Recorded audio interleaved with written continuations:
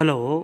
Prince residential senior secondary school की online classroom में आप सभी का स्वागत है। मैं आर के शर्मा, राजनीति विज्ञान का अध्यापक, कक्षा 11वीं कला वर्ग है। आपका जो कला वर्ग में जो 10वां लेसन है जिसका नाम है भूमिका, तो उसके बारे में अपन चर्चा करेंगे कि भूमिका किसे कहते हैं, किस विकास किसे कहते हैं। तो विकास की भूमिका के बारे में अपन चर्चा करेंगे कि विकास की भूमिका कौन क्या होती है। इसके बारे में अपन चर्चा करेंगे कि विकास की भूमिका किसे कहते हैं। तो ये विकास की भूमिका,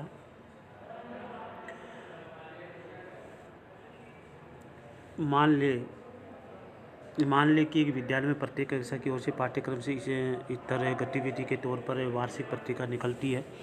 एक कक्षा में शिक्षक पिछले साल की पत्रिका को आदर्श मानता है और उसके अनुसार इस साल की पत्रिका की योजना बनाता है। इसमें कौन से विषय का आलेख और कविता होनी चाहिए, इसके बाद वह विषयों का विभाजन कर विभिन्न छात्रों को लेखन के लिए विषय और जिम्मेदारियों का बंटवारा करता है। ऐसे में ये भी संभव है कि क्रिकेट में रुचि रखने वाले छात्र कोई अन्य विषय पर मिल जाए तो उसे क्रिकेट का जिम्मा दिया जाएगा। वह वास्तव में एक नाटक लिखने को उत्सुक हो।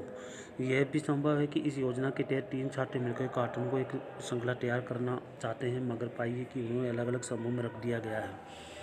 हालांकि एक अन्य कक्षा के विद्यार्थी के बीच में पत्रिका की विषय वस्तु को लेकर के बहस होती है और अनेक असहमतियाँ होती हैं, लेकिन आखिर में सारे वाद विवाद के बाद एक कार्यक्रम उभरता है। हर कोई सहमत हो जाता है।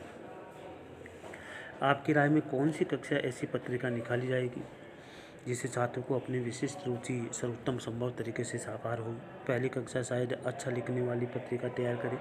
क्या उसकी विषय वस्तु रोचक होगी?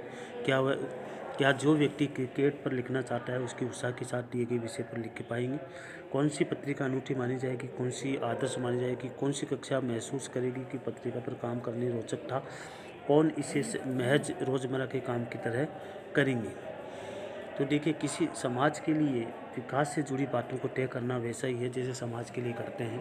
तो यही काम जो विद्यार्थी करते हैं वही काम जो है अपने देश के विकास के लिए किया जाता है।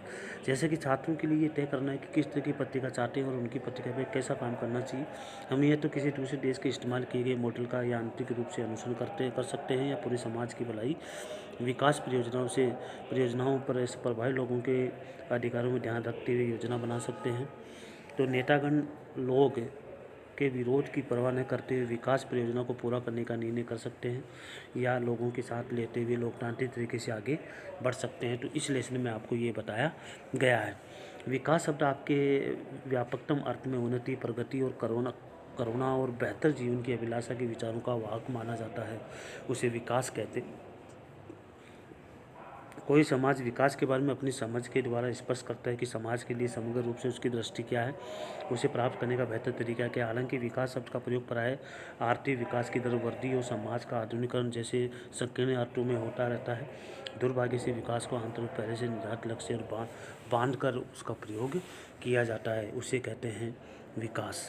तो देखिए, आपके जो आज के लेसन में आपको शुरुआत करवाई गई है विकास के बारे में, कि विकास का मतलब होता है जो विद्यार्थी अलग अलग विषय में रुचि रखते हैं, अलग अलग विषय के बारे में वो अपना लेख लिखते हैं या पत्रिका लिखते हैं या योजना बनाते हैं।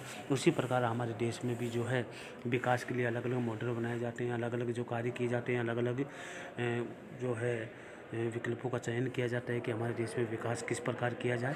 इसके बारे में जो इस लेसन में अपन चर्चा करेंगे कि देश में विकास किस प्रकार किया जा सकता है और किस प्रकार विकास होना चाहिए, इस लेसन में हम अच्छी तरह से पढ़ेंगे। तो इसलिए आज को आपको ये बताया गया है कि वाद विवाद से जो अर्थ निकलता है, जो विकास की कुछ पॉइंट या कुछ जो है सामग्रियाँ निकलती हैं ताकि देश का विकास किया जा सके, इसे डेवलपमेंट किया जा सके, किसकी कमी है और कैसे डेवलपमेंट किया जाए, इसके बारे में अगर वाद विवाद किया जाता है और सही डिसीजन निकाला जाता है तो हमारे देश का विकास हो सकता है, होना चाहिए। तो इस प्रकार के जो है विचार जो है हमारे राजनेतागण या नेतागण जो मिल बैठ करके हमारे देश की आगामी जो है परियोजनाओं के बारे में चर्चा करते हैं, परियोजनाओं के बारे में जो है डिसाइड करते हैं कि कौन सी परियोजना लागू की जाए, कौन सी परियोजना लागू नहीं की जाए। इसके बारे में सोच विचार करके जो है निर्णय लिया जाता है, फिर उसके ऊपर कानून बनाया जाता है, फिर उसे परियोजनाओं या योजनाओं के बारे में जो है विचार किया जाता है, फिर देश में वह योजनाएं लागू की जाती है ताकि हमारे देश का विकास तेज़ गति से हो सके। तो इसे कहते हैं विकास करना। इसलिए आज के लेसन में आपको इतना ही पढ़ाया जाएगा। जब तक के लिए जय हिंद।